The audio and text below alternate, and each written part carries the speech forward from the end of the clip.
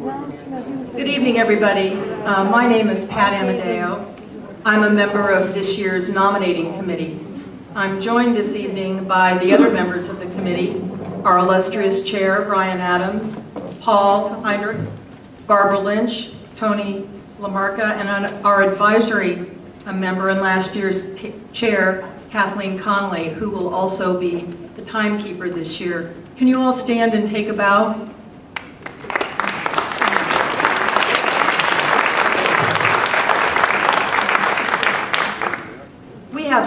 We have 4 positions to fill this election cycle, and we have 6 candidates to choose from. You have an opportunity to vote for up to 4. We've scheduled tonight's forum, unlike years past, in advance of receipt of your ballots, and in conjunction with the Communications Committee, who has sent out a questionnaire and who has published feedback from the candidates in advance. We hope these efforts give residents every opportunity to make informed choices. On behalf of all of us, I'd like to thank the Communications Committee for all their hard work on that and everything they do, and including the live streaming this evening. Candidates have drawn lots for their placement in the speaker's lineup this evening, except for one, Herm Herman. Herm, if you're watching this, and it's being live streamed to you in whatever hospital you're in, we hope you recover soon from yesterday's surgery. Herm filmed his presentation, and we'll show that first. After which, when the screen starts to go up, I'm going to ask all the candidates to go up and take your seats, and we can begin. Each candidate will be allotted 5 minutes for opening comments. I'll introduce them only once to save order of the timing and save time.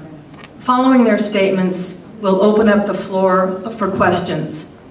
Please form a line behind me here so you can be live streamed. And try to limit your question, your single question, to that rather than a statement. We'll then hear from the candidates, and each candidate will be given 2 minutes. And that's frankly because we want to have as many residents ask as many questions as possible.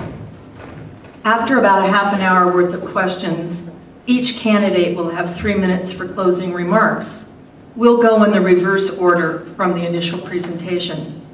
Now for this year's lineup. Let me introduce and thank all 6 of these Oakmonters who have shown such a willingness to make this community a great place to live. First, we'll have Elka Strunka, followed by Jane Georgie. Next will be Frank Batchelor. After him, John Felton, and then Lisa Berman. As I said, Herm's going to go first. Because of the screen, the rest of the candidates are in the audience. When the screen starts to go up, can the candidates please take their positions on the stage? I'm going to make one more request. Please hold your applause until all the candidates have given their opening remarks. Post questions, we will then open up for refreshments. You can chat with your neighbors and hopefully meet with candidates. Now, if we're ready, Dutch, we can let the show begin and hear from Herm. Good evening. When you view this, I will be recovering from a knee replacement operation performed yesterday, February 25th.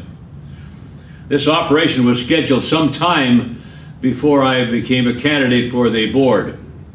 I want to thank Dutch Licklider for giving me the opportunity to address you by video. My main regret is that I will not be there for the question and answer session.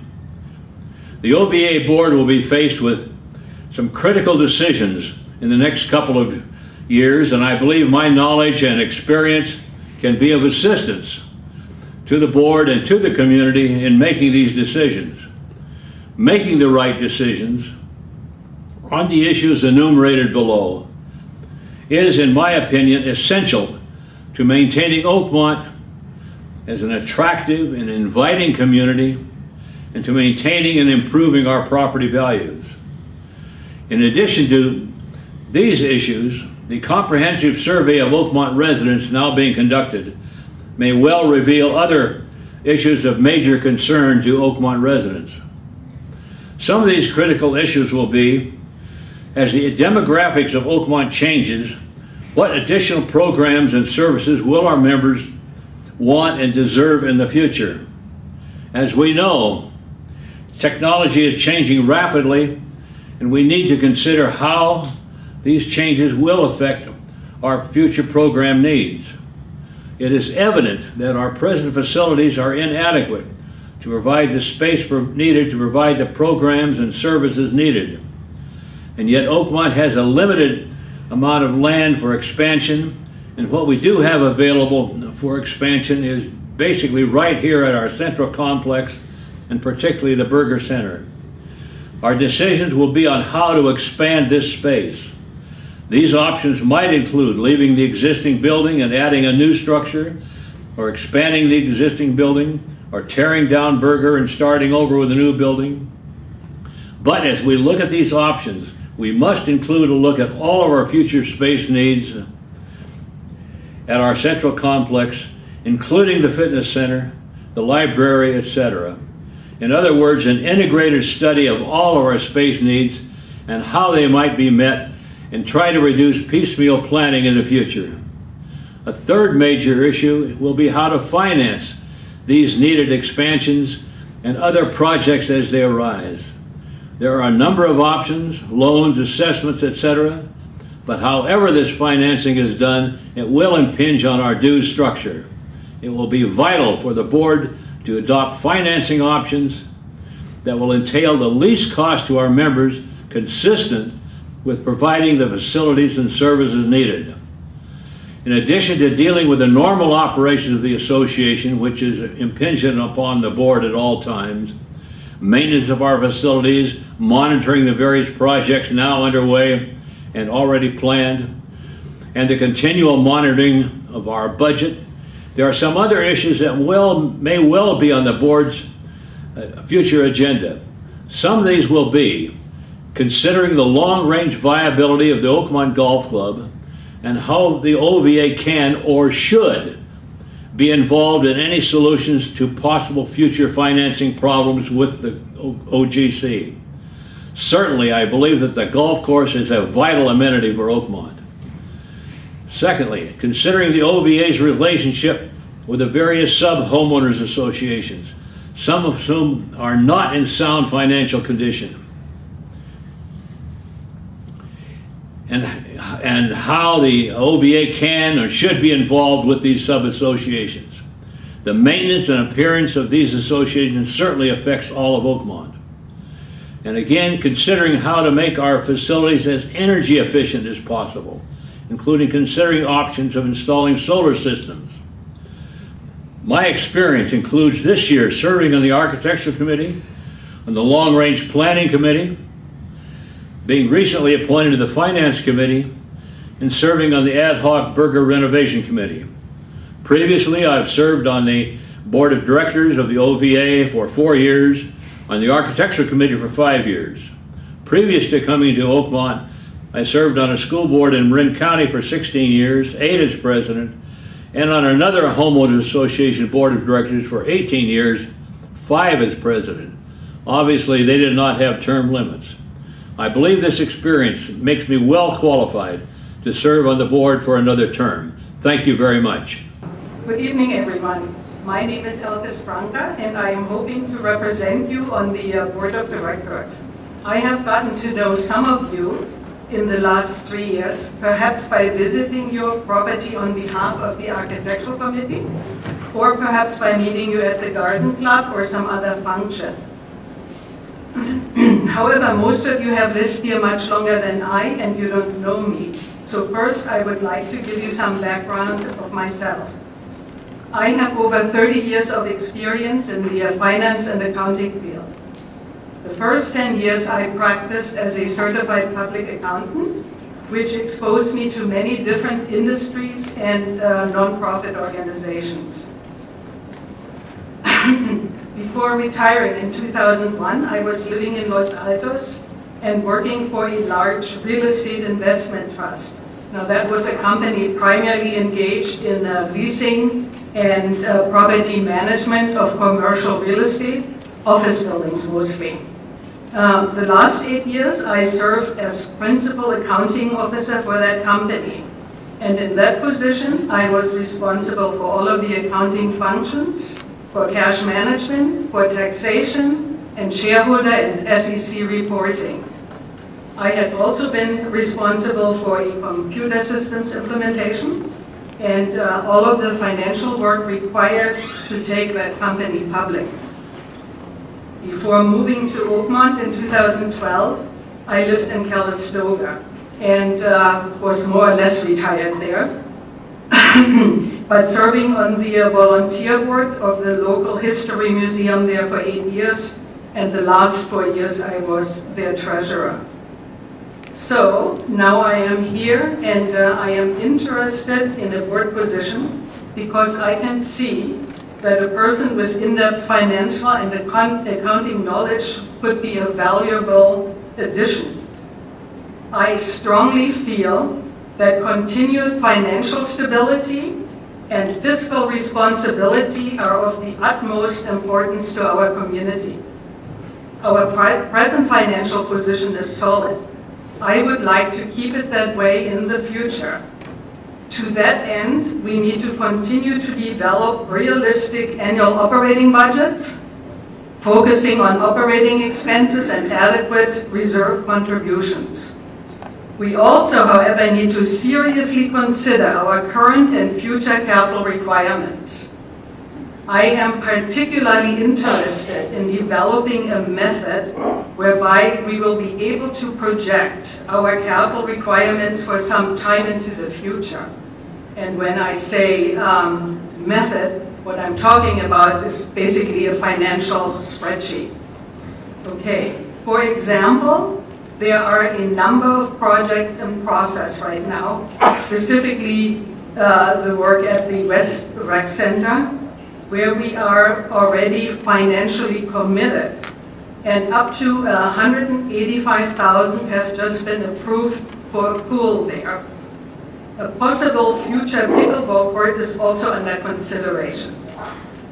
So it's my contention that the total known or estimated cost of all of these projects and any others that might be out there should be aggregated annually and be planned for in a cohesive manner and not continually being funded on a piecemeal basis.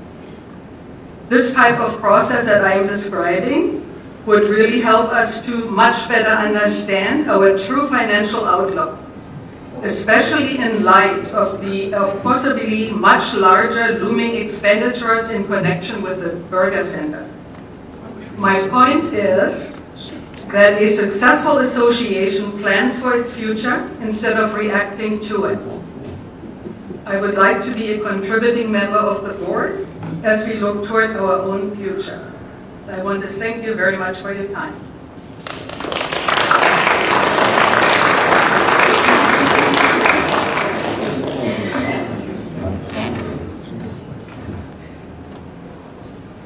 Good evening. My name is Jane Georgie, and I would like you to vote for me for the OVA Board for 2015.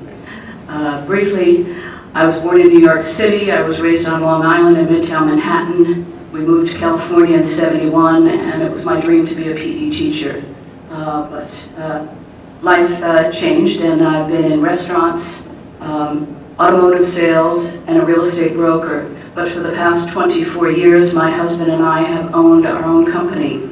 I retargeted our niche market, cold called to expand us into 5 counties while obtaining 2 contractors' licenses, and took our company from pencil and paper to cloud computing.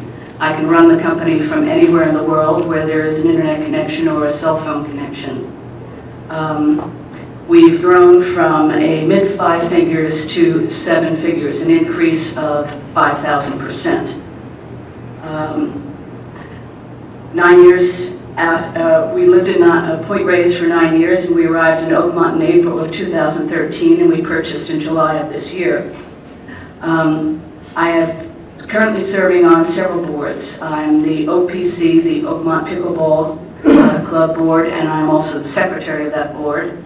I'm on the board of Oakmont Lifelong Learning, and I'm the lead AV tech. If you've attended any of the classes, I'm the one sitting in the back fiddling with all of the sound and the videos that are being shown. I'm also on the ad hoc committee study for the potential pickleball facility. My volunteer work and club memberships here at Oakmont include Star of the Valley Women's Club, Star of the Valley Altar Server, Eucharistic Minister, Lector, Oakmont Swimmers, Lap Swimmers, Oakmont Tennis Club, and I've designed and launched shutterfly sites for the Oakmont Tap Dancers, Oakmont Pickleball Club, Oakmont Lap Swimmers, Oakmont Lawn Bowling, and Oakmont Lifelong Learning. I've also dabbled in line dancing, ballet, yoga, tai chi, French conversation, golf, cycling, mahjong, and play readers. I have a commitment to this community. Why vote for me? Because I am a self-starter entrepreneur. I have a demonstrated willingness to do whatever it takes to get the job done, and I'm deeply involved in the community. And one of the things I operate on is it's not so much having the answers as having good questions that will lead to good answers. So I asked myself, what's the point of Oakmont? Well, it's right there in the bylaws, page 4, Articles of Incorporation. First, the name of the corporation is Oakmont Village Association. Second, the specific and primary purpose for which this corporation is formed is to provide athletic and recreational and club facilities for the use of members of the corporation and their guests. This second two have to do with providing for the uses and purposes for which the corporation is found, and the third is illegal. So the issues for highest importance here is to meet the specific and primary purpose of the OVA, the current interests of our present community and the projected interests of our future community. I have obtained the sales figures for Oakmont for the past 5 years. On average, over a 5-year period, 30% of the homes will have been sold and turned over. The future is much sooner than you think. How to keep pace with evolving trends. We need to ask who, what, where, when. I propose a subcommittee of the Long Range Planning Committee to provide Oakmont online with 4 reports. If you'll take the brochure and open it up, you'll see in here 2 spreadsheets. I had prepared a PowerPoint presentation, but that was not conducive to the setup here, so I have to ask you to imagine along with me. It's the second report, Long Range Planning Report on 55 over communities. The Long Range Planning Committee should be providing us with the names of every 55 and over community, where they are, what their website is, what phone number it is, etc., price range, homeowner dues, all of that, and all of the sports, all of the facilities, all of the clubs. Now this can be set up so that the left-hand side is frozen and you can scroll across to see who's doing what where. The second part is for transparency. That would be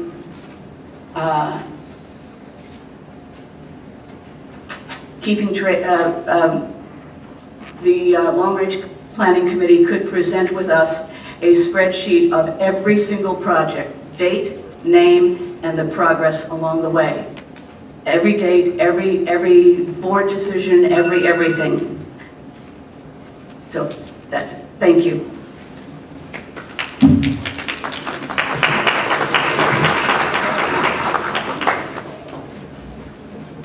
Hello. I'm running for the board because I need to work. Some people in Oakmont like to hike, like to read, like to travel. I like all those things too. But I find much more enjoyment in retirement if I can do something that is, well, basically productive. And my experience on the board so far has been that experience. I find it very productive. Since being selected by the current board to fill the vacated position of John Taylor in September of last year, it's been my pleasure to work for some really nice people on the board on the number of issues that face Oakmont on a daily basis. I also believe that my background and my experience qualifies me to be on the board. I earned my bachelor's degree at Stanford University and my law degree at Hastings College of Law in San Francisco. I practiced law for approximately 32 years, and as a result, I can identify liability issues and legal issues as they pop up on an everyday basis at the board meetings. With my background, I, along with a number of other people, were able to restructure the Oakmont Emergency Preparedness Committee to get it back into operation as soon as possible after we had to shut it down because of liability issues. I also spent 1 year on the Long Range Planning Committee preparing myself for a board position. I didn't feel I was prepared before that time. I helped draft the open space and recreation section of the Long Range Plan. I'm now fully aware of the history of the recreation centers, their current use, their need for improvement, and the limited land we have for any expansion. And I know the issues involved with Annandale access. I helped draft the governance sections of the Long Range Plan. I now have a good understanding of the Articles of Incorporation, the bylaws, the protective restrictions, and the Davis-Sterling Act. It's all very boring stuff, but you need to know it in order to be on the board. If you're going to make any changes in the association, or if you're going to suggest anything that you want to change or pass, you've got to know first what's possible and then what's legal. I helped prepare the community appearance and setting draft of the Long Range Plan, so I know the limits as well as the opportunities of keeping Oakmont beautiful. Finally, because of my work on the finance section of the Long Range Plan, I have a fairly good understanding of our current financial condition, what our needs might be in the future, and where the money is going to come from. So I feel I prepared myself for this position. What is my vision for Oakmont? It's probably the same as everybody in this room. We all think that Oakmont is beautiful, beautiful place to live, with many opportunities for recreation and intellectual stimulation, but it could be better. If I had to single out two of the biggest issues facing the board in the near future, one would be the upgrading of the Burger Center. Now that we have almost finished remodeling the East and West recreation centers, and now that we have a new central activity center, I think it's exciting that we are now contemplating a possible remodel of the Burger Center and the Greenwood. Oakmont is looking better every day. However, I'm really concerned about the future of the Oakmont golf course and how its possible failure, and I'm not saying probable failure, possible failure, could possibly impact us and our property values. For those who do not know what those issues are, I would recommend that you go and read John Williston's 25-page report on the history and the prognosis for the golf course. It's posted on the Oakmont website under the Long Range Plan under golf course. Obviously, the board will face many other issues besides these two, and I cannot address all of these issues in 5 minutes. I do promise that I will always keep an open mind, will listen to the residents, and will make the best judgment I can, which hopefully will serve the interest of the entire community. Thank you.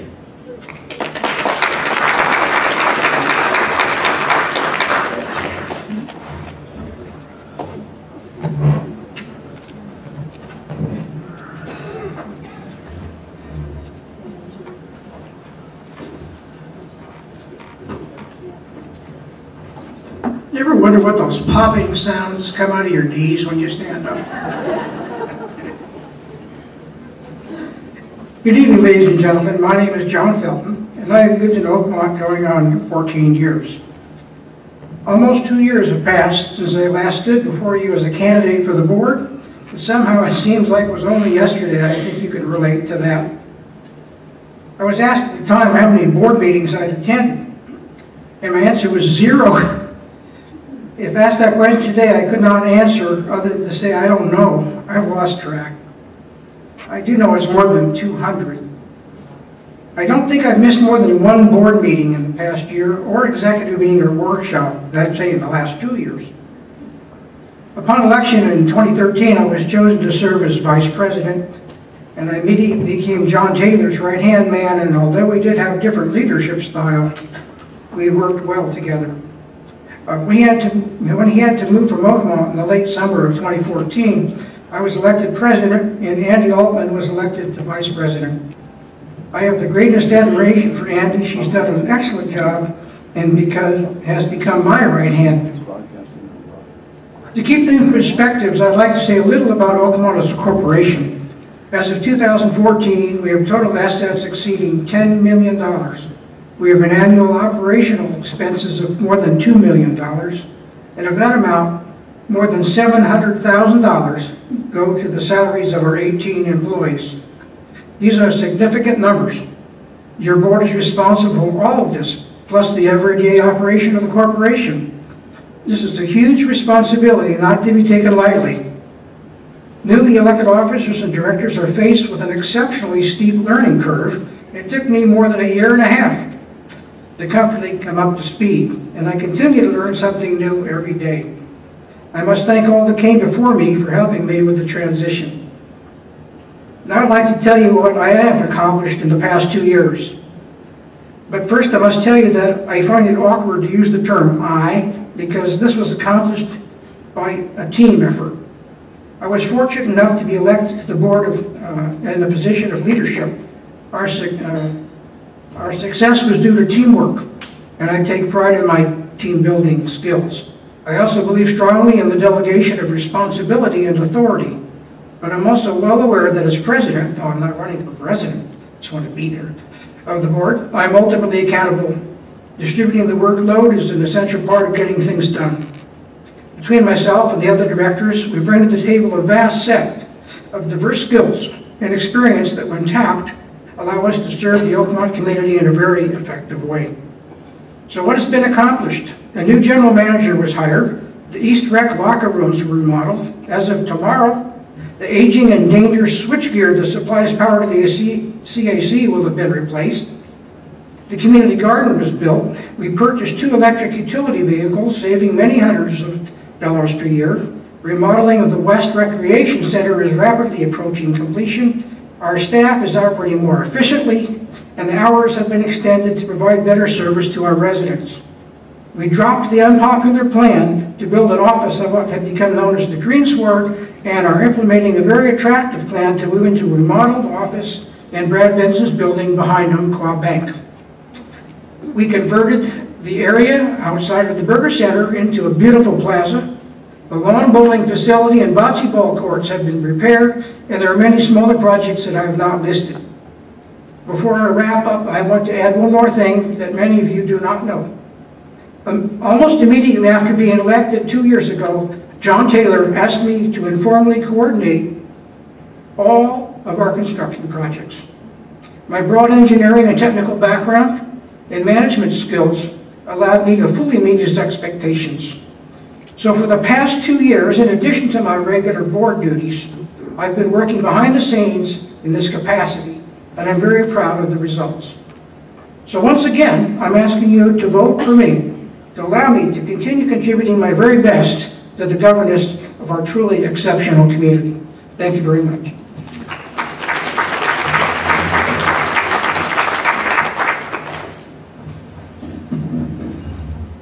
I guess I'm a little taller, John. Hi, everybody. I'm Lisa Berman, and I'm really happy to be here contemplating and hoping to win a seat on the board of directors for the Oakmont Village Association. I'm seeing a lot of friends in the audience. I'm so happy to see you here and hope to meet a lot more of you whom I do not already know. I'm happy especially to be here to listen and to share with all of you as this evening goes on. And lastly, I'm really happy to be living here in Oakmont. I moved here about 1.5 years ago after living the entire rest of my life in the state of Wisconsin, a place I loved. But when I made a decision to move to California, which is something I had wanted to do for many years, I only thought of one place, and that was Oakmont. And I came here, I looked for a house, I bought it, and I moved. And I am happy to be here in this beautiful environment with our wonderful facilities and many new friends. I think there's something that all of you are kind of curious about, and I'm going to say a few words, and that is our community-wide research project that's been going on for about 9 months here in Oakmont. I want to tell you, we don't have the results, they're coming in, but the people have spoken loud and clear. We have close to 1,600 responses to the survey that closes as of tomorrow morning. And we had hundreds of focus groups and listening sessions back last fall and winter. This has been my major involvement since coming to Oakmont. I was appointed to the Long Range Planning Committee and very shortly thereafter wanted to see us do a research project so Long Range Planning and the board would have the data with which to make good, smart decisions for Oakmont's future. I'm also, I think I counted up earlier, Jen, in like 9 clubs, and I take classes, and I go to seminars, you know, all that stuff. I'm very involved here, but this is the thing I've been putting a lot of time into. And I get to thank everybody. I certainly didn't do this by myself. I want to thank the Long Range Planning Committee. Tony Glakowitz has been our chair for giving us the opportunity to create the research steering committee. And we had 4 PhDs, including 2 people who spent much of their career doing professional research. That would be Kathy Striksena and Sue Dibble. And if anybody from the team is here, would you please stand up? Feel good, thank you. The thousands and thousands of hours of work. Thank you. Also the rest of the team, and I'd like to thank the board, because the board last year made accomplishing this research study one of its top priorities for 2015. So thank you to the board for doing that. This is the first time in 50 years that Oakmonters have been asked what they want from their community. Owners were asked, renters were asked, and non-resident owners were asked, and they all participated. The bottom line is, we know we have precious and limited resources, and we need to listen to what the majority of people here want, not just the special interests. We need to balance needs and wants. We need to weigh issues and opportunities. We need to set priorities over time. I want to serve on the board so that this many thousands of hours of work that our team put together to do this comprehensive research project does not get put on the shelf, and that the board can move forward with decisions based on what you've told us you want. We need to create a roadmap for Oakmont's future, 5 years, 10 years, and even more into the future. I also want to keep the pipeline open so we can continuously take the pulse of our residents and make adjustments as necessary as time goes on. The issues and opportunities I see here are 4. We need to continuously preserve and enhance our beautiful community and environment. We need to preserve and enhance our facilities. We need to preserve and enhance our property values. And I think the golf course, as others have said, is going to need some attention, and I hope the board sets up a committee to do a real in-depth study to figure out what, if anything, we need to do to help keep that viable.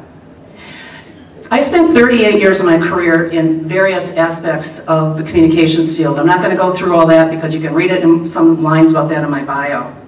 But what I can say is that I created a system of communications over the course of my career that's called Communicating for Success. The idea is communications is just communications. It means nothing unless it is oriented toward a goal, toward a success that you want to achieve as a community, as an organization, as a company, what have you. That kind of communications is integrated. It's between the staff and the board and the committees and the community and the clubs. It's through everybody. It's transparent. People know what's going on, and they're able to participate in meetings and whatnot. It's not top-down, and it includes a lot of listening. In order to accomplish that, we need to do more than expect people to come to board meetings to hear what's going on. I would like to see the board do coffees, receptions, listening sessions, participation in events, etc. And of course, we need to harness technology and social media to our benefit. Not just let it go on and on and on, but to harness it for good. I want to serve on this board because I want to live here many years, and I want to see our board make data-based decisions utilizing this research and other research we'll do in the future. I will serve to collaborate, coordinate, and develop consensus. The last word is, I have relationships with many people on the board. I feel I can hit the ground running as a board member, and I'd like to come together with all of you to make Oakmont the best it can be. Thank you. Let's give everybody a big hand now.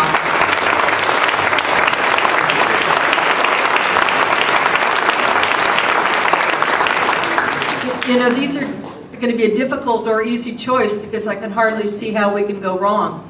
The next phase will be Q&A, so if you'd like to line up here, please do. Our timekeeper will be in action again, not only for the candidates who will try to say what they can in 2 minutes, but also for the questioners. And as I said, let's keep it to a question, not a statement, and just one per person so we can get as many people in as possible.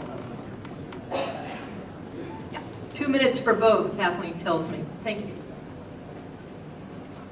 Lynn McAleer, 307 Laurel Leaf Place.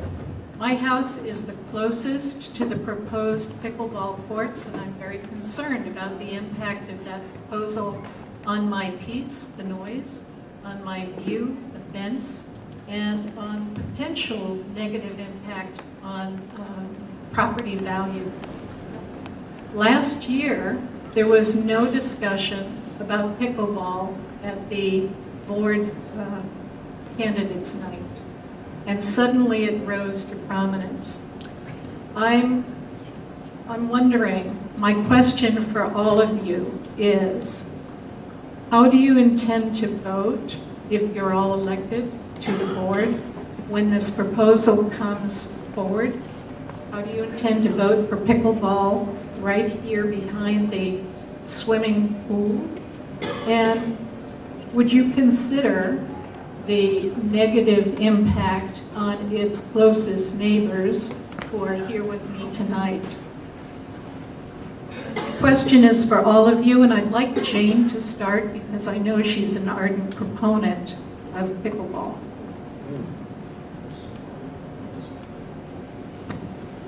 Thank you.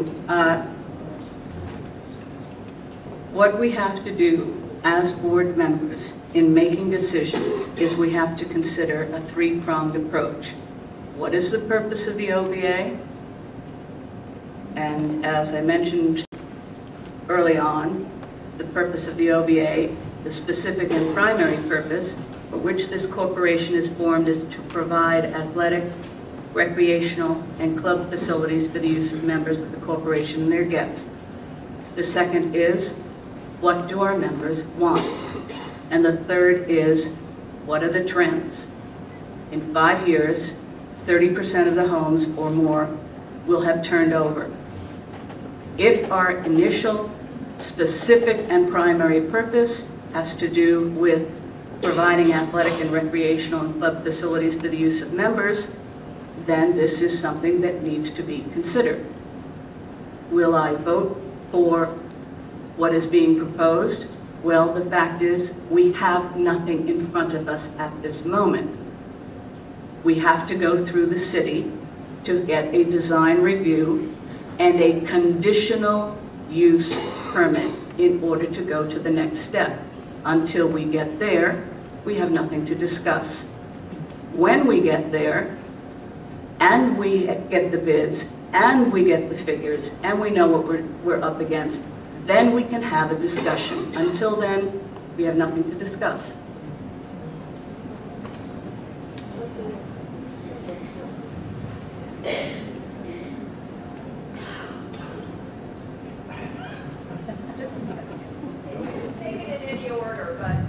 Everybody's looking at me, so I guess I'm it. Those are excellent questions. They're also difficult to answer. And one of the reasons they're difficult to answer is because we don't have the answers. It makes it pretty simple. Specifically, there have been arguments that there aren't enough people to justify pickleball. Well, this is more than just about pickleball. This is about a sports park with a picnic area adjacent to the pool, the basketball area, and perhaps volleyball. So it's, I'd like to take the focus off of just pickleball. We have, I understand now, at least 100 members that would like to play, and we have to look at where we can put them and balance the facilities that we have, taking a close look at how it may impact tennis and other such things. The other thing that I just learned about half an hour ago or so is that there's a new pickleball out that is much quieter and looks like it may be acceptable to the group. That would take a lot of pressure off. The studies that have been done and the recommendations from our landscape architects and engineers and such indicate that we have a pretty good system going that's going to possibly work out. We had to spend money to do that. But to answer the question that's most important of the person that asked is, how would I vote? And I can tell you right now, I don't have an answer to that because I don't have a clear picture of what the options are, and I have an open mind, and I will keep it open and make the best decision that I can based on what I learn at the end. And I can't do any more than that. It's perfectly legitimate to answer to say, I don't know, but I'll find out. Well, I won't dodge the bullet. Can you hear me?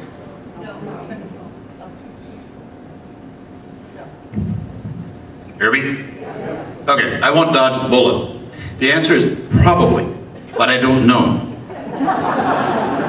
The reason I don't know is I don't know what the cost is going to be. I don't know what kind of sound prevention, or we can reduce the sound. I don't know the exact location or where we're going to put it. There's a number of factors that I don't know. I'll tell you one thing though, I've spent over a year studying the problem. This matter didn't come up overnight. I was on the Long Range Planning Committee in October of 2013. At that time, John Taylor asked our Long Range Planning Committee to study whether there should be pickleball courts or not, because there was a request at that time. We did a thorough study over 2 months, maybe 3 months. We wrote a report. That report is on the website, again, under the Long Range Planning Committee, under Recreation. At that time, 9 members of the Long Range Planning Committee thought it was a very good idea to have pickleball courts here in Oakmont. We recommended 2 courts at $50,000 per piece. Now, suppose we have figures going out of $200,000. There's no basis for that $200,000 figure as far as I know, so I need to know the cost. Also, Lynn, I've been to your house. I have to see the location where it is. I've also gone out to the pickleball, there you are. And I've looked at the distance of your house from where the courts might be. So I'm certainly concerned about your concerns. I've also gone over to the pickleball courts to listen to them, to see how much noise they make, that sort of thing. So I'm doing everything I can to get as fully informed on this before I make a decision.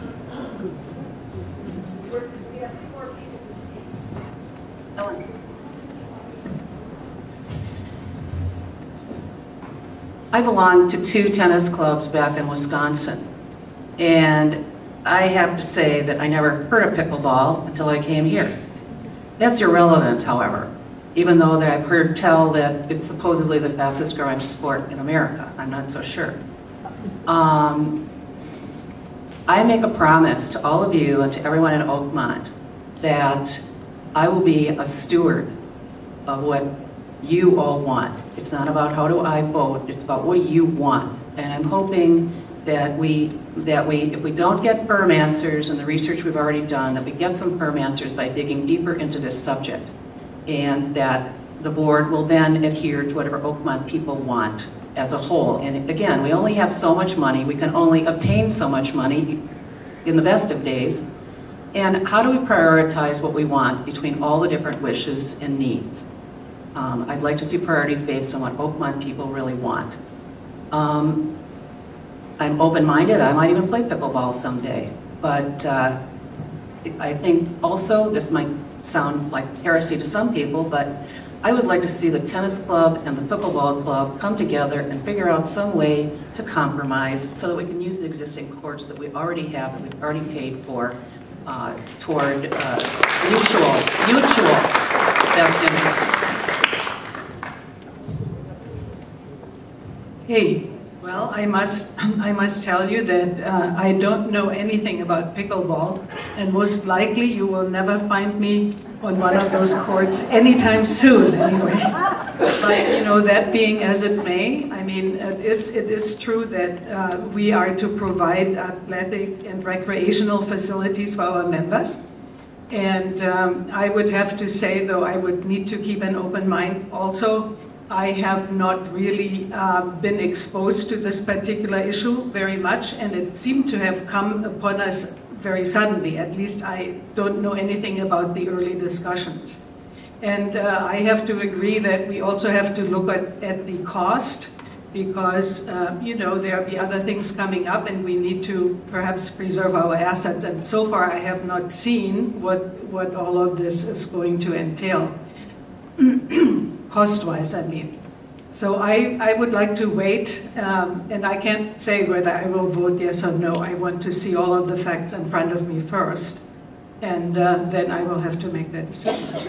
Thank you. Hello, my name is Ellen Lasnik, and I live on Stonebridge Road. My question is directed to everyone, but I would like to start with Jane Georgie answering my question. So in 1787, James Madison, drafter of the U.S. Constitution and fourth President of the United States, wrote in the federal papers that no man is allowed to be a judge in his own cause because his interest would certainly bias his judgment and not improbably corrupt his integrity.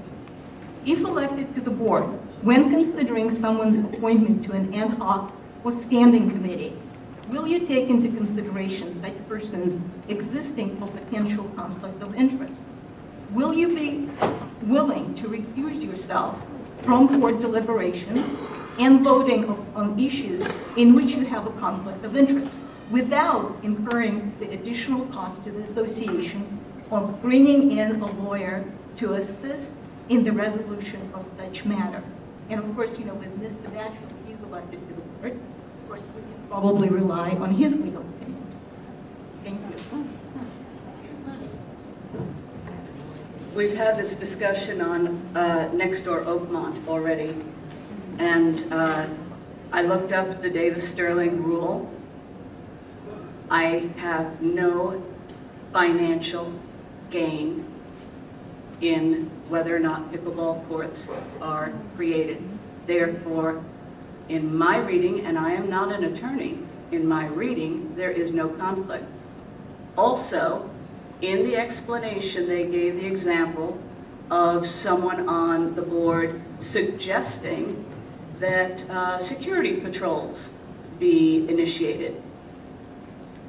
That affects everybody, and it is of no benefit to that particular board member. Therefore, it is not a recusable issue. Yes, I like pickleball. Yes, I'd like to see pickleball courts here. And I have nothing financial to gain. Therefore, in my reading, it is not a recusable situation. If the board requests that I recuse myself from voting, I will gladly do so, as I explained on next door Oakmont.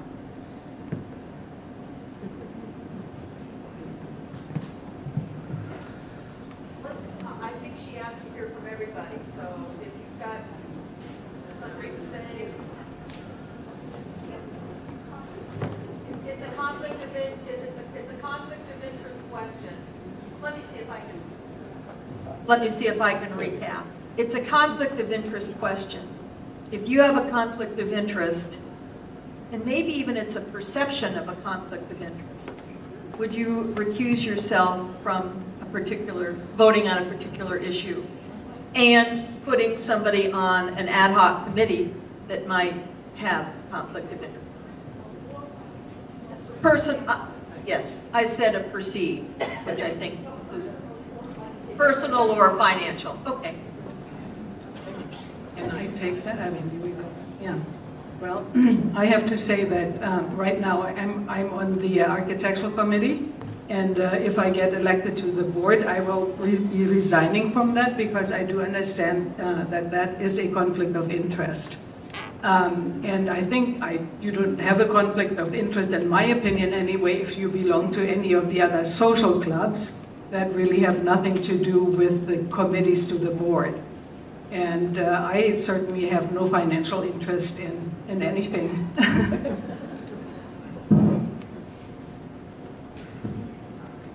Outside of attending club and social events and seminars and things like that, the only thing I've really been involved here at Oakmont with has been trying to find out what the people of Oakmont want.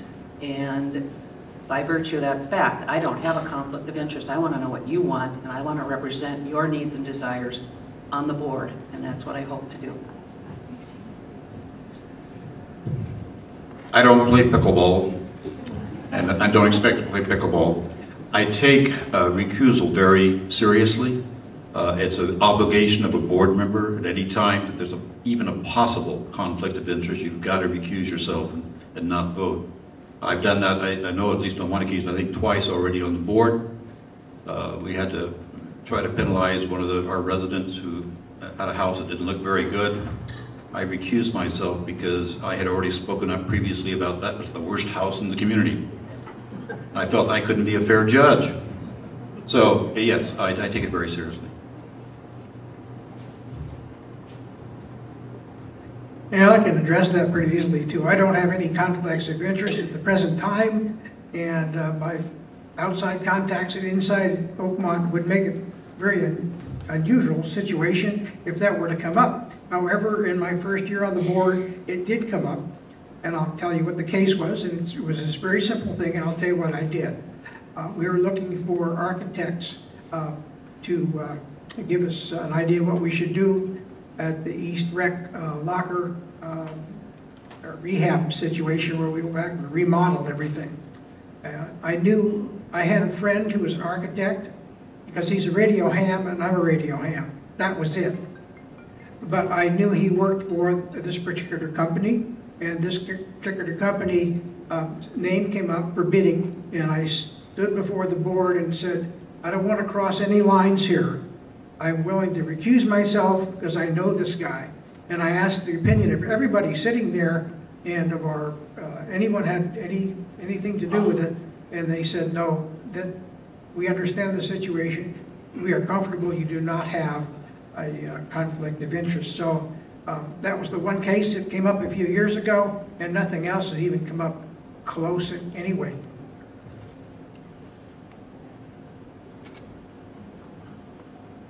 Along with many of the residents here in Oakmont, I really value the beauty of our surroundings, and including the many open spaces. There have been a number of proposals recently to convert at least some of our open space to additional facilities.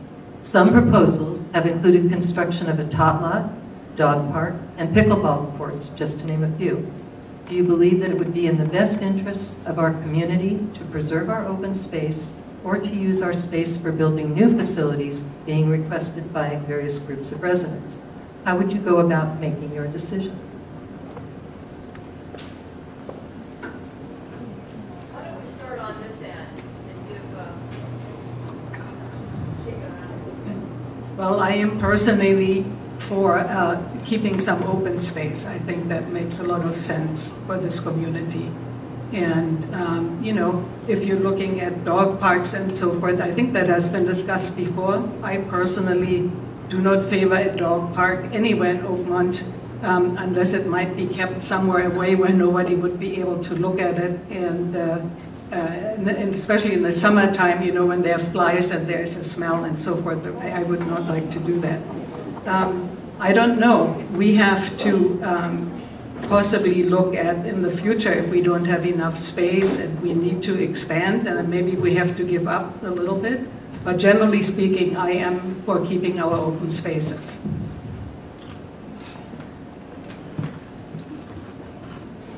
I said in my opening remarks that one of my 3 key issues here is preserving and enhancing the beauty of Oakmont. I just took a trip to Southern California, and trust me, I've got something to compare it to. And we want to enhance that beauty. but I'm going to say I don't have enough knowledge right now as to what this community needs and wants, and I want to wait and see what our research results tell us that people want here. I think then we look at the facts and we understand what the possibilities are, and we set priorities one way or the other. And that could be open space, and that could be for new types of facilities and amenities. I just don't have that information right now.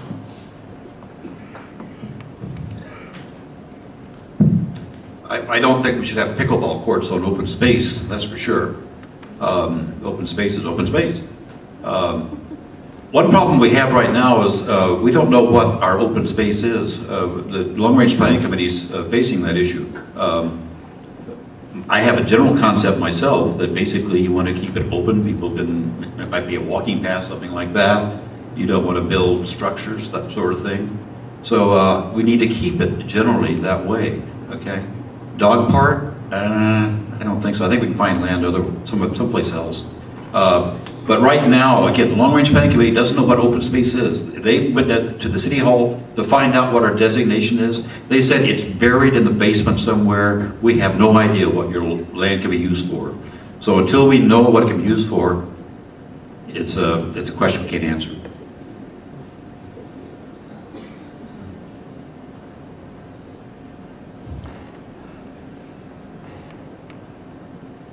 I keep having to go back to the specific and primary purpose for which our corporation has been formed. That is leg one. That is the basis of the triangle. Leg two is what this community is interested in. Leg three is the trends that we will see over the next 5 years. With a 30% approximate turnover of this community, that's vital. Take these three things into account, and the board can come up with excellent decisions. If we are going to utilize the Long Range Planning Committee, the best and highest use is to have them provide us with reports. Reports that tell us not only what this community wants, but also what's going on in other communities and what are the future trends. I propose a spreadsheet that we can post on Oakmont Online, which will list every single community, every single amenity, every single sports facility, every single everything that everyone can look at and know what's going on. The board is elected to make decisions. The Long Range Planning Committee can assist. And we have to ask ourselves, what is the highest and best use of the Long Range Planning Committee? And how do they decide? If we don't define this, we risk the Long Range Planning Committee becoming the equivalent of an NGO, non-elected members dictating to the community and the board what is to be done. I don't think we want to go there. If clearly defined, this mission and methods of the Long Range Planning Committee data gathering can then assist the community to greater understanding and the board to make sound decisions. And that's why I'm proposing the 4 reports.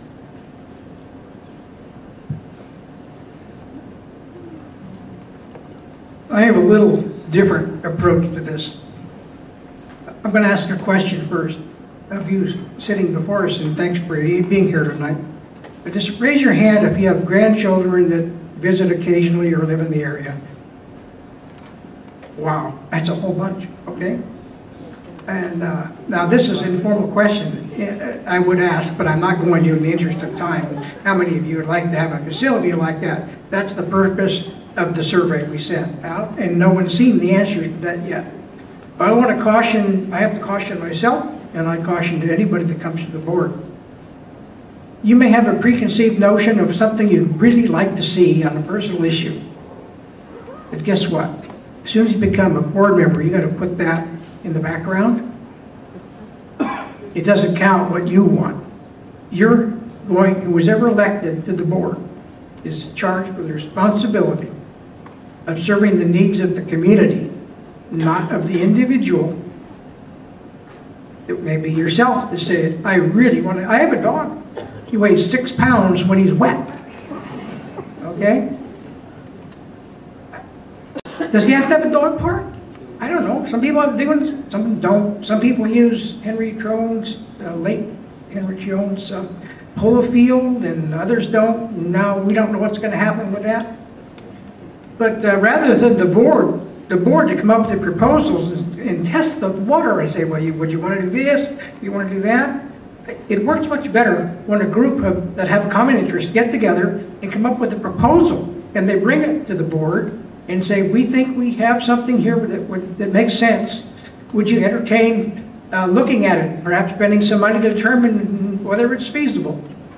And that's the way I look at it. You have to extract your own personal choices and your own wishes when you sit up in front and start to make decisions. We're there to serve you. You're not there to serve yourself. Thank you. I'm Kimber Patterson. I live on Stonebridge. If elected to the board, this is for all of you. If elected to the board, will you be in favor of expansion of our existing facilities and construction of new facilities, which will result in larger and larger dues for all of us? If so, how will you analyze proposed projects to determine whether or not they are in the best interest of our community?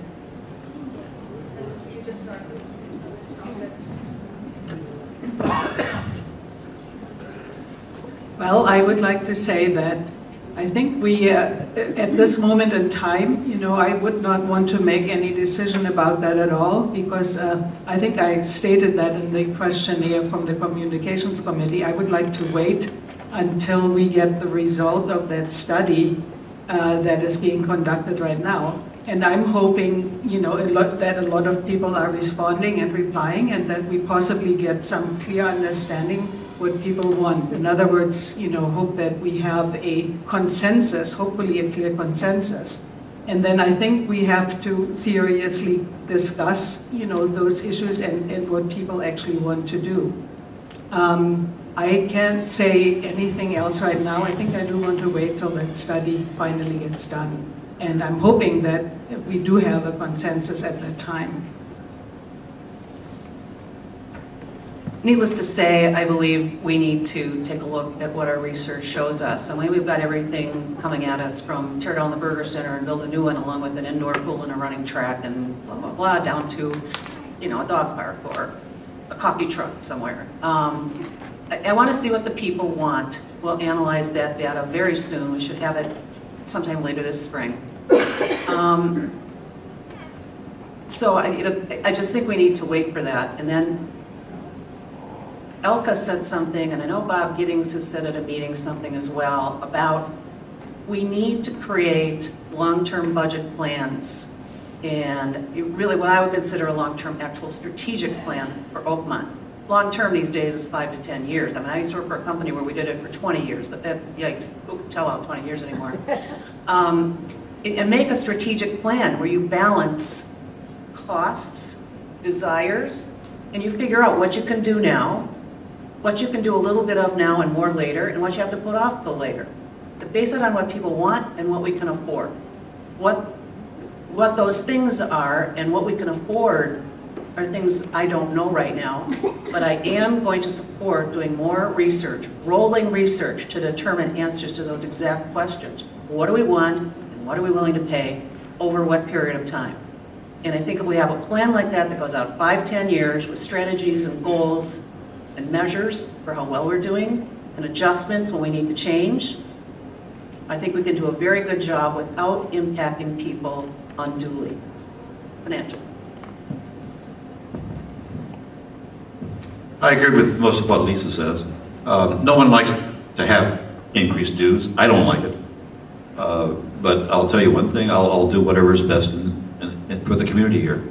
Right now, I don't know of any expansion projects that we have. We're considering, at this stage, refurbishing the Burger Center, improving it, making it a little more modern, that sort of thing. But as far as a major expansion project, I haven't been presented anything like that yet.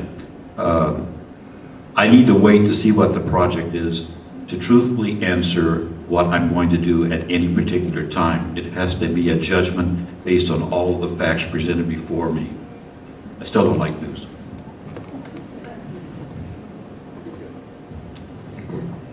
Again, I have to refer to the three-pronged approach, the basis being the purpose of our community, what our community is asking for, and what the future trends are. One of the big problems that I've noticed, and it's been repeated on Next for Oakmont, is, and one of the questions that was posed to us as candidates was, what are you willing to do to promote transparency of the board? Every single project that comes before this board needs to be posted online. Data proposal, anticipated costs of proposal, suggested funds from which the proposal will be paid for, and every single step along the way. So no one can say they never heard of this before, nobody's talked about this, it's there.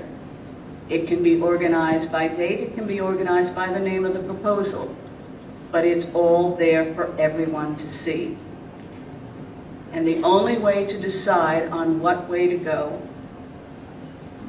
is to have the information you need, be it permits so that you can get a design review approved and get bids, or be it community input, whatever. It all needs to be there in front of all of us so that we can see what's going on and what's coming down the pipe.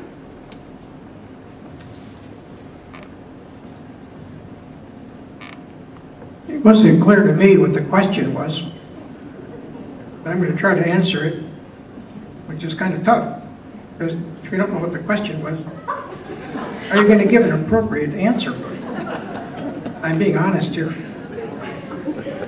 I think any project that comes up, I'm not going to complicate it with charts and maps and things. It boils down to finding out what the community wants, determining whether what they want are wants or they needs, or they have to have, so you have to prioritize things. We only have so much money to go around. So I fall back to what I said earlier. I think projects have to be brought before the board, either from a committee or a group that gets together that wants to support a particular idea or some kind of a facility, and come to the board and present it, and the board will decide whether they want to spend more money to flesh it out. You know, the pickleball sports park, for example, these wild numbers pop up about $250,000. I don't know where those came from. We never had numbers. We still don't have numbers. So how can you talk about numbers that you don't have? You know, it's just like, what are you doing? What it boils down at the end is you have to balance those things and get the biggest bang for the buck. And that's about all I got to say on that.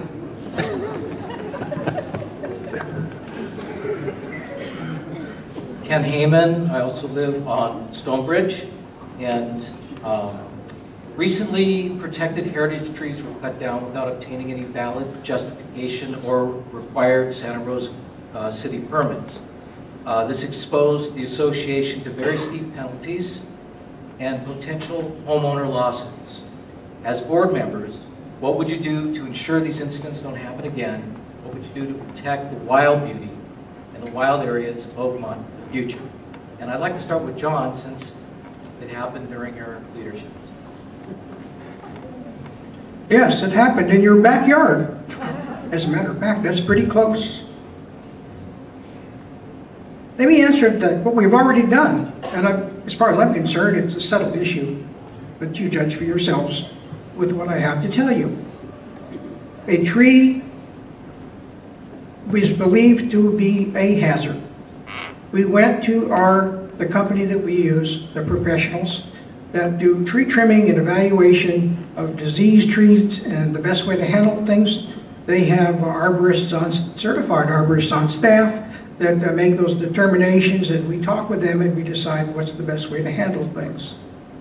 Now, this gentleman brought up a question at the time, and it was a perfectly valid question, is how do you know that the certified arborist working for the company whose business is to cut down trees really has the tree's best interest in mind, or do they want to make money to cut the thing down?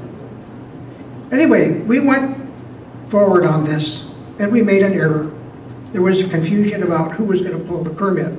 The bottom line is, the tree was taken down, and whether or not it should have been or shouldn't have been, really at this point, isn't the issue. It's done. But what do we do? I like to go back and say, if you do something and it has some negative repercussions or questions about whether you did the right thing, you have to look at it and say, what can we do to prevent this from happening again? I think that's really important. What do we learn from our mistakes, and what do we do to correct them so they don't happen again? We did that. We had people from the city come out and we look at it. I told the gentleman that at the time that I would make an executive decision, which I did. I walked into Cassie's office and said, don't touch any other trees until we get this policy resolved. They had offered to have somebody serve on a separate committee. We decided it was best to fold it in to the Landscape Improvement Committee. And we did that, and we invited them to join us, and they did, and I think that's the end of the issue. Thank you.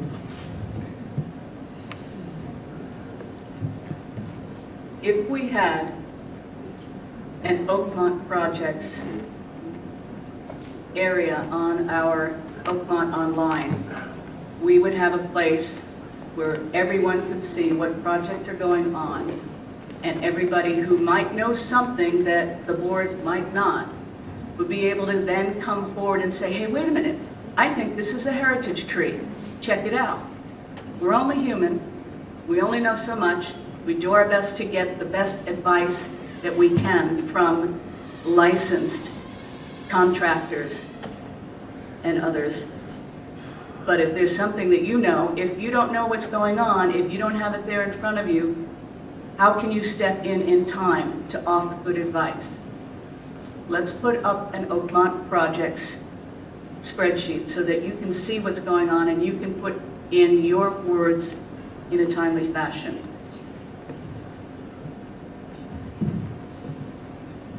Not every board member is aware of what maintenance is doing, on a daily basis. And my first reaction when I heard that a heritage tree was cut down was, we did what? Because no one wants to have that happen. What you do is that after you make that mistake, you figure out how to remedy it. And we've already done that, Ken. Ken Hyman, the one who asked the question. You came before us, you pointed out the problem that occurred. We were very sympathetic to it. You wanted to form a separate committee just to protect the open space heritage trees and things of that nature. And we suggested that rather than having a separate committee, perhaps you could go to the Landscape Improvement Committee and prevail upon them to have you on their committee as a person who would act in that capacity to protect the oak trees. And I'm happy to hear that you have accepted that position, and we now have a person who's watching out over for our oak trees. Thank you very much.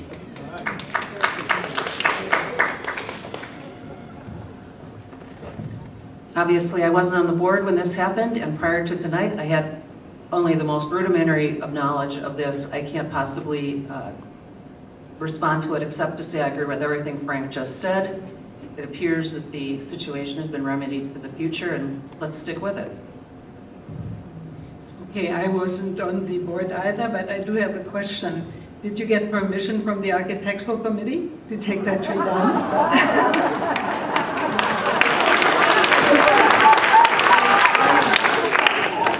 Usually we go out and, we have seen other trees and so forth that had to be taken out, or they thought they had to be taken out. Usually you have to get a city permit for those heritage trees. And, usually someone has reviewed it or has looked at those trees from some tree arborist, arborist and so forth. And I guess, for the most part, if the arborist has said, okay, it really needs to come out, various reasons, it could fall on your house or something, I think most of the time they have been allowed to be taken out in the past. But I mean, I'm glad that I heard talk, Ken, by the way. I was at that board meeting when you gave your talk. And I think it's very good that you are now on this committee, and hopefully if we have to take trees out at common areas for sure, that we can have someone like you to, to give some insight and some expert advice on that. I'm going to add one note. This tree was on Oakmont property. Could I answer the architectural thing, since she was looking at me when she asked that? To my knowledge, the protective restrictions do not cover the open space oak trees, the heritage trees. It doesn't address it, so it did not go to the architectural committee, is what I'm saying. My understanding is the problem existed because the maintenance personnel thought that the contractor had the permit to cut it down, and the contractor thought that the maintenance personnel had the permit. No one had the permit. That was the problem.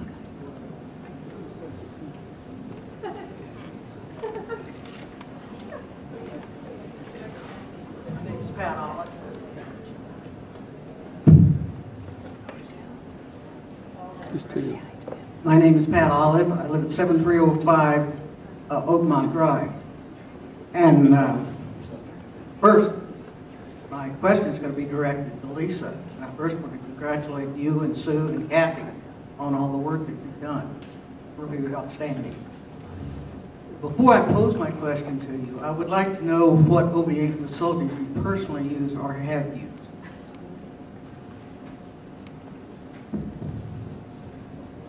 I do, well, when the Westbrook was open, I used that for yoga and water aerobics. I have swum in all the pools. I am a swimmer. I have used the fitness center, the library, many of the meeting rooms for various reasons. The East Rec, I go to the Sunday symposiums and sometimes to the current affairs discussions. I come to the Burger a lot for all kinds of things, dance club, boomers, you name it. I've used most of the facilities. Okay, thank you. Okay. At an OVA meeting, which touched on this issue of a water meter for the Oakmont Community Garden, you publicly stated you do not want to pay for community garden water, that you had to pay for your own water bills, therefore gardeners should pay for their water. I don't know if you recall that or not. Yes, I do. You do? Okay. The community garden is an OVA facility like all others. Aside from, I've got mine, you pay for yours, the logical conclusion of your statement is that everyone in Oakmont should pay for their OVA facility water use, which means usage fees for activities in addition to the regular monthly OVA dues paid by all residents. Such fees would apply not only to gardeners for the water they use, but also lawn mowers, the upkeep of the green, swimmers, and water exercisers for pool and shower usage, tennis players for showers, and any other activities requiring water. Under such a structure, are you saying the gardeners should pay for a water hookup? And if so, do the swimmers and water exercisers pay for their pools and past hookups? Do the lawn mowers pay for their water bills and cost of past hookups? And our future group facility users to be assessed user fees? I have two answers to that question, in all honesty. The first answer is, it's not possible for me to build a pool in my backyard. It is not possible for me to build tennis courts in my backyard. It is possible for me and for everyone, if you want to have a garden, to do one of two things outside of our own garden, and that is to either have a home where you pay for the property and pay for the water, which I do. I have a garden. And also I understand that there's land, if we don't have enough here, there's land across the street at the Girls Center where you can get free garden space. What I think is there are certain things that are unrealistic for individuals to do for themselves, and therefore they should be provided. That said, nobody's providing my equipment or anything else when I go do these activities. I have to provide my own. The second thing is, as we look to the future, I know right now it's not something that we can legally do, But I think as we look to the future, we understand that we have possibly some I know we have some residents here who have a difficulty trying to pay their dues and maintain their homes, that maybe we look at finding a way to have user fees for certain things. Could be pools, fitness center, the things I use. In order to raise funds to make these things better and to keep them up. It's something I'm willing to consider, because there aren't that many people who use all these facilities.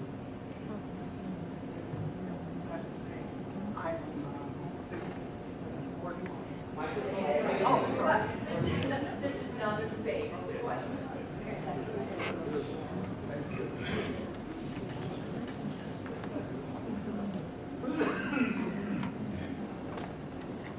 Elizabeth Leck. Is it working? Yeah. Elizabeth Lexon, 7275 Oakmont Drive. A comment, short one. Not everybody in the community has computer access.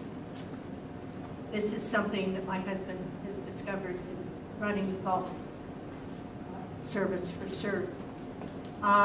So what goes on the website has long-term benefits, but we will still have people who will not be on the site. The second one is I think is a question that goes to Mr. Backwood most directly. When the city approves something, like as an example, and they issue a conditional use permit, is that a public hearing process?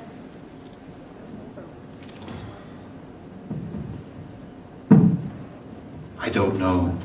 I wish I did. I know we have the pickleball court thing before the design, for review of the designs. I'm not quite sure of what the procedure there is as far as public hearings and that sort of thing. I have to apologize for my ignorance in that respect. I was hoping. I'm a retired city planner, oh, so okay. I understand public hearings. Oh. But that would be an opportunity for. Can you give me the answer then? No, I don't know what the rules are here in Santa Rosa. I work in Southern California, but it would be an opportunity for those people who are directly affected to have input on. I think there is a hearing coming up, but I'm not sure of the extent of it and what it covers, though. Otherwise, it's interesting to hear all of your answers.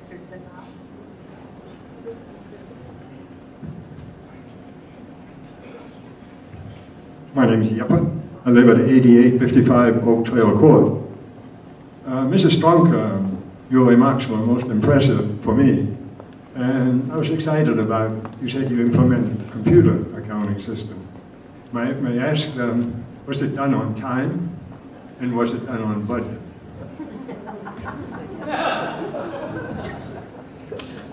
It was done on time and it was done on budget. I will explain to you, this was in my company, and our company just went public, and we had a computer system, but we had to get something much larger that could accommodate all of our company, public company issues. Thank you. And yes. Thanks. Unfortunately, we did not fare so well here. We're still implementing after a number of years. That is it for the Q&A period. I think we should give everybody a hand.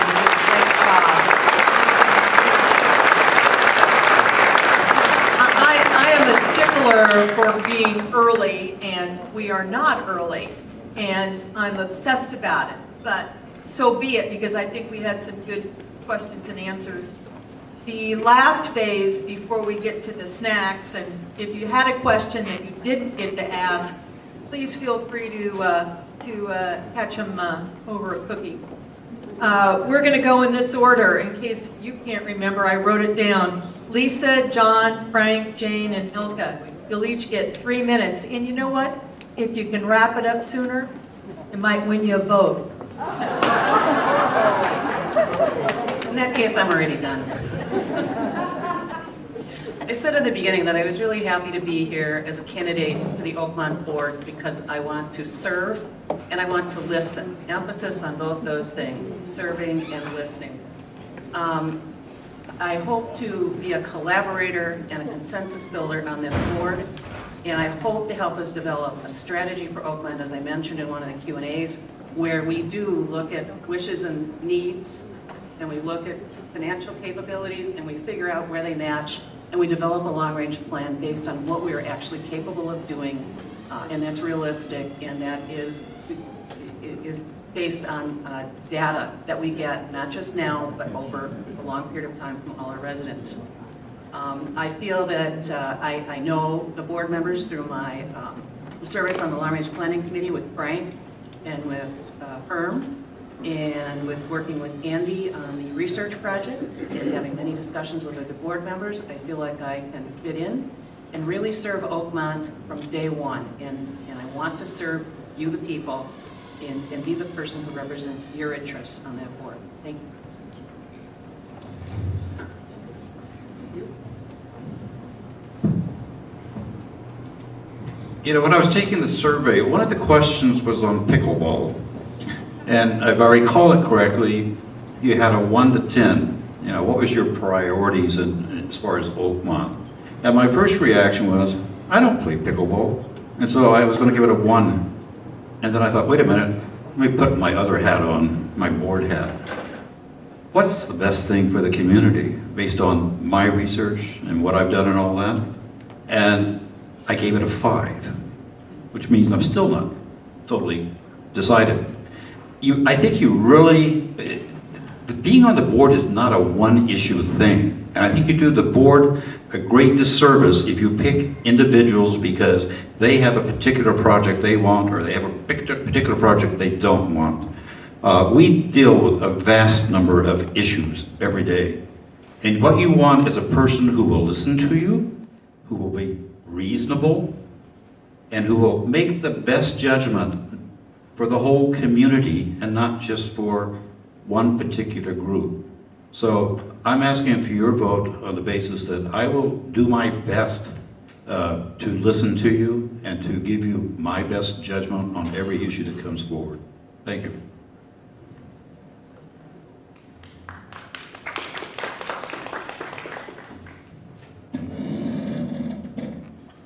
Boy, that sounded creepy. I'm going to throw out a little bit of a curveball here. Are you ready? We've talked, everybody here, the questions were oriented toward factual numbers, measurements, and the response from this group, including myself, has always addressed the clean, sterile numbers, the thoughts, how many of this and that. But if you're going to run for the board, there's something that you got to put into the mix, and that is the politics of Oakmont. If you think you can get away without addressing the emotional needs of people and how they really feel strongly about things, you got another thing coming, because you're going to go home every night and be miserable. You can't just sterilize it and take that out of the mix.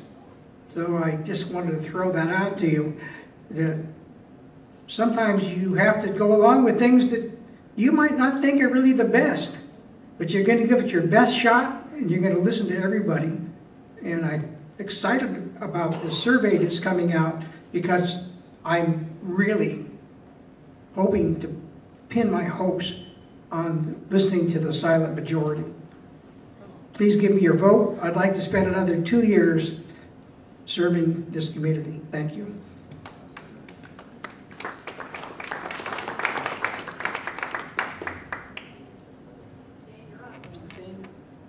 We were asked 4 questions, and the first one was issues of highest importance and criteria for prioritizing. You all know now what my criteria is, and that has to do with the specific and primary purpose for this organization. The second one had to do with how to decide, how to make decisions. We have the basis of the triangle, our specific purpose.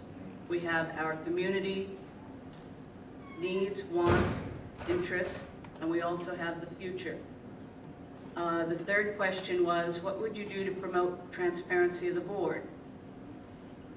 I would have a projects, an Oakmont projects page added to our Oakmont Online, so everyone will know everything that the board is doing and where in the process it is.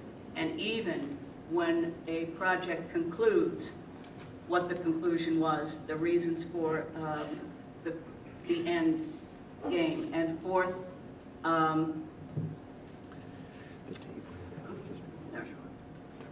keeping pace with evolving trends.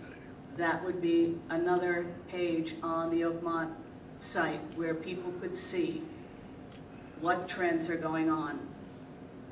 There could be there could be 4 parts to this.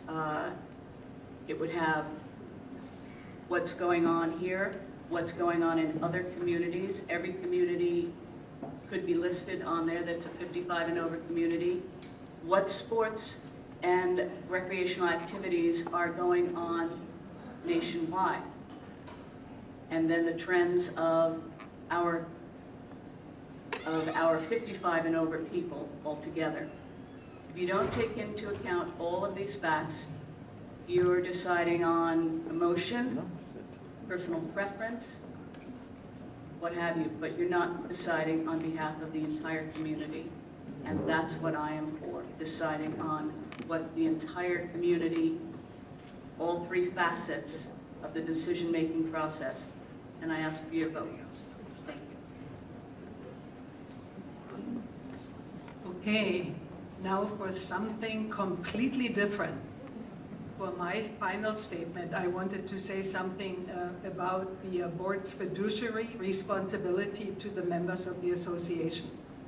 I had found an article about that subject, and one particular paragraph in that article summed it up for me.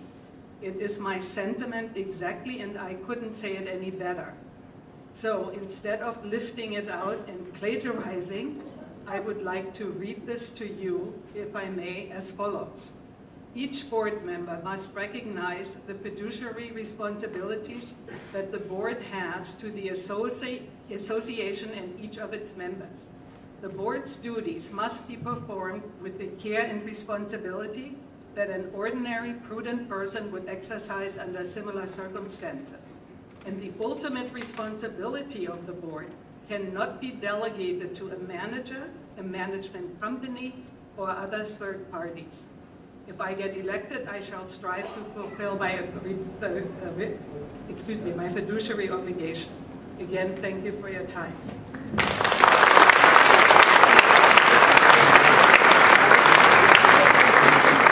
We've got a lot of information tonight. If you can't remember it all, you can watch this again, can't they, Dutch? Yes. Will be live streamed for a while. Won't be live, it'll be streamed for a while. The recorded version will be on the website probably by tomorrow morning. Tomorrow morning, the recorded version will be on the website. I'm not going to say anything more. I'm going to open it up for snacks and coffee and tea and whatever else we have in there. Thank you all for coming, and thank Dutch and Gary.